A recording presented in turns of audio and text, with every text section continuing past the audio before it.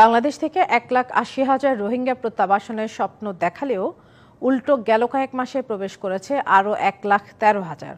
বাংলাদেশে নতুন করে আসা রোহিঙ্গাদের আবাসনের ব্যবস্থা করতে বলেছে জাতিসংঘ।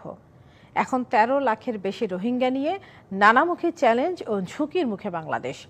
আরাকানের সহিংস পরিস্থিতি, আন্তর্জাতিক ভূ রাজনীতি সহ বিভিন্ন পরিস্থিতি সামাল দিয়ে রোহিঙ্গা প্রত্যাবাসন আরও জটিল হচ্ছে মনে করছেন বিশ্লেষকরা।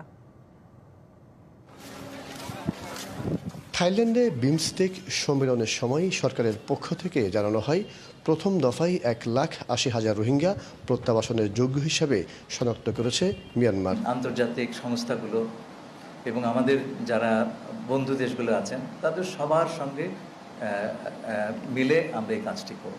এছাড়া বিভিন্ন সময়ে রোহিঙ্গা অনুপ্রবেশ বন্ধে কঠোর হওয়ার কথা জানিয়েছে সরকার। সীমান্ত পুরাভাবে রক্ষিত আছে, আপনারা যেইভাবে ভিজিলেন সীমান্ত পুরাভাবে রক্ষিত আছে, আর আপনারা এইভাবে আপনাদের সাহায্য এবং সহযোগিতা করে যাবেন।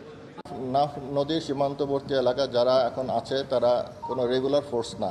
আমরা নিশ্চিত করব আমাদের নাফ রিভারের যে ইন্টারন্যাশনাল বাউন্ডারি লাইন যেটা আছে সেটা অতিক্রম করে তারা যেন কোনোভাবে আমাদের দেশের অভ্যন্তরে ঢুকতে না পারে।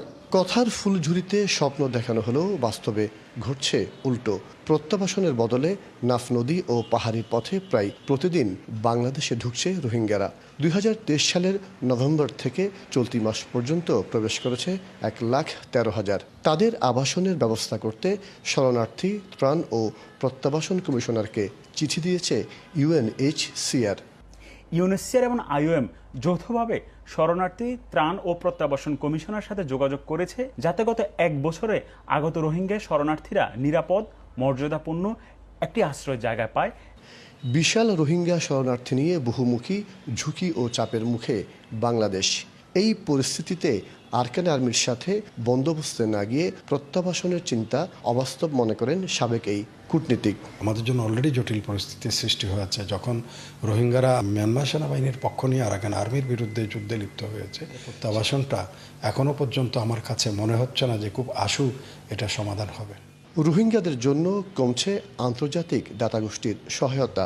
এমন বাস্তবতায় নতুনভাবে রোহিঙ্গা অনুপ্রবেশ বাংলাদেশের জন্য বড় সংকটের কারণ মনে করছেন বিশ্লেষকরা। মাসুদুল হক, ডিবিসি নিউজ, চট্টগ্রাম।